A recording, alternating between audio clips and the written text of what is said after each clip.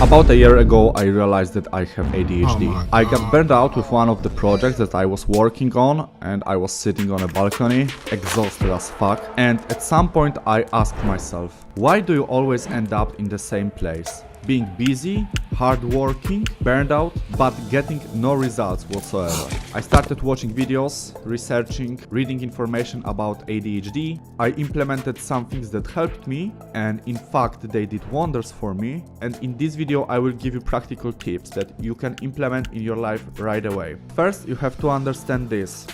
This change cannot be just a gimmick. And this is the first tip that you can embody to make it like that. This tip is to become a closer. There will be two main key points here to grasp, but first let's start with the general idea. What does it mean? As I said, it's not that I'm not a hardworking guy. Years ago, in a place where I'm from, they built a swimming pool. I got excited about it and I wanted to learn how to swim. One time I almost fucking drowned and the bodyguard saved me with this stick. Still, I wanted to learn, so I did it for 90 days straight. Even though just after learning it I won a district competition, I just didn't want to do this anymore. And it was the case for a lot of stuff in my life. Should I continue to swim and become a professional? Probably not. But I know for a fact that if I could stay consistent with one thing for a long enough time, I could become really fucking good at it. And you probably know that about yourself too. And how can becoming a closer help you with that, and how to use it to make that change? As I told you in the beginning, when I realized sitting on my balcony that I most likely have an ADHD, at the same time I decided that I want to come back on YouTube. First thing that I started to do is to rearrange my apartment to look more like a YouTube studio. I started to paint this masterpiece and it took me like 20 to 30 hours to do that, because after making the decision right away I knew that this will be a long-term thing, and this is something that I have to start doing, embracing these long-term projects and just finish them one after another, because this is the only way to become a person that finishes what he started. It cannot be a gimmick, because in the end it has to become your character trait. If you want to become a closer and stick to these long-term projects and plans, you have to do things from start to finish, one after another, and that way reaffirm to yourself that you are a guy that is a closer. Not by sitting and affirming to yourself that you are a closer, but by actually doing that thing over and over again. And even if you will lose interest at some point, it doesn't matter. Like, I didn't have to paint this thing myself, I could just buy it. But it was about practice of strengthening that persistence muscle. But here you might ask yourself, why is it that way? Why can I work a lot, start doing a lot of things, but not stick till the end? And this is the novelty loop. The reason why it is that way is because that initial passion, initial motivation that you have about the thing gives you a lot of dopamine right away. Your brain understands the reward, knows that wow, it will be cool to do that, and wants to pursue that thing. Because more than just a reward, dopamine is also a motivation molecule. After some time of doing that thing, the initial hype and dopamine diminishes, and now you're at this lower level. The way to fix it is to stay on that lower level until the thing is done. Think about it that way. You already started, you already built the momentum and started that ball rolling. You spent some time in flow state, and this in fact is easier than the alternative, when you will postpone that and now you only have to deal with that last hardest part. And now another question might come to your mind. Do I always have to end the things that I started? And now the second key point that I told you before comes, and that key point is to put it in a box. And I don't mean your dick here, I mean the category of thing that you're doing. Following my course example, I knew the things that I have to do are to record talking head videos, edit them, then create animations, then record real life scenes, and then edit these. And by categorizing them, so for example, first only recording the talking head videos allowed me to train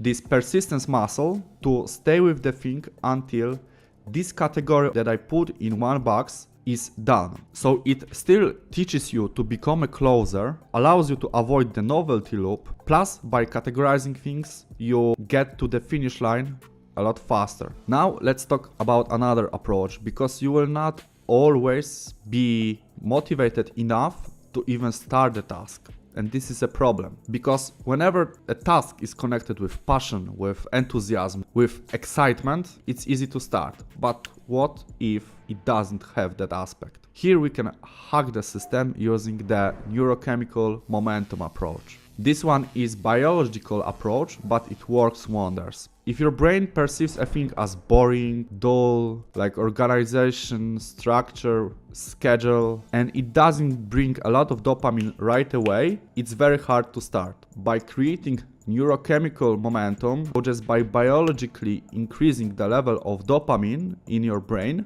you can recreate that effect of hype just on neurochemical level. First example of such thing is cold shower. 2 to 3 minutes of cold shower can increase your dopamine by 200%, and it stays like that for 3 to 4 hours. When after like smoking a cigarette or scrolling on your phone, you get that initial dopamine, but then it diminishes. With cold shower, it stays on that level, and it's also good and healthy for you. You don't experience the drop, and it also has a lot of positive health benefits. Other things that work are going on a walk, any form of sun exposure, putting on some energizing music, breath work, cup of coffee, doing a 10-minute cardio exercise, or just starting for 2 minutes approach. After doing any of this, your dopamine is higher now, you hacked it, and you created this neurochemical momentum for yourself. And it's a lot easier to start from here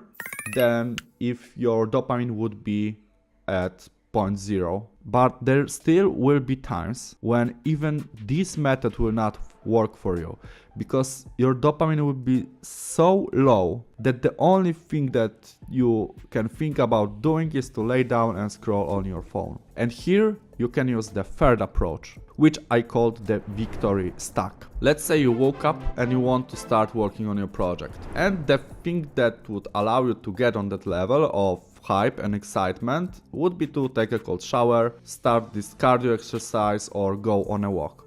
But you're not able to do any of this. The victory stack is about getting you more and more into a flow state and unplug yourself from that hypnotic state that your phone is putting you in. For example, I'm not always that hyped to wake up and do the cold shower right away.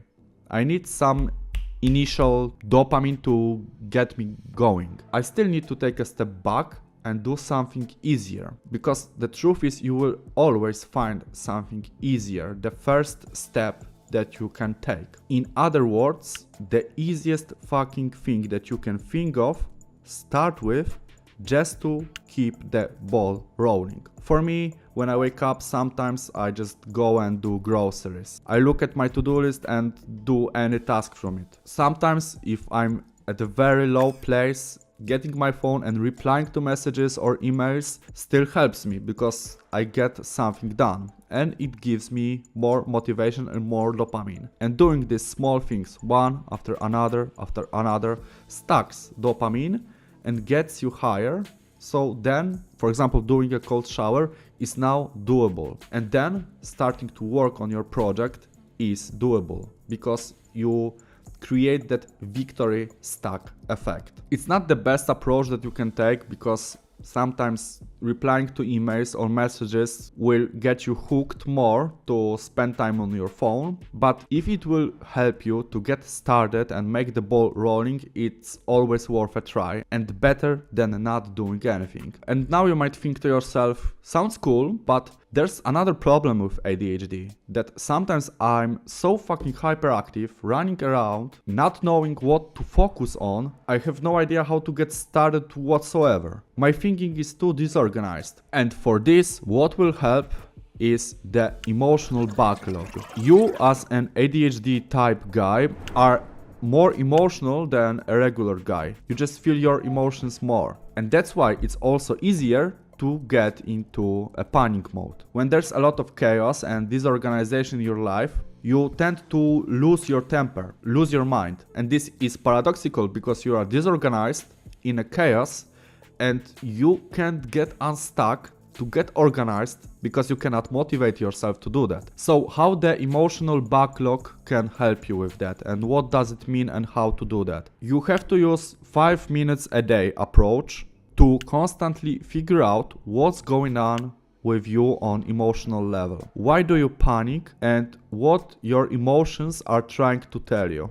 You can do this with journaling, with meditation, just sitting there and observing your emotions, going on a walk and thinking and trying to organize it and to just get more calm. You can do a breathing exercise. And why is it like that? Because if you will not do this consistently using this 5 to 10 minutes a day approach that I gave you, your emotions will just stuck, and at some point there's too much to handle, and that's why you get into this panic hyperactive mode. This is the reason that ADHD is fucking you in the ass in the first place, by putting you in a chaos, disorganization, and making you more emotional. And that's why emotional backlog is effective. It helped me a lot. What works for me and is very effective is just writing down physically with a pen on a piece of paper, because it helps you to put your emotions on a paper in a way and to understand them better. If you're interested in more tricks and tips from an ADHD type of person like myself to become more productive, Renaissance of Productivity, link in the description, it will help you with that. Thanks for watching and to be continued.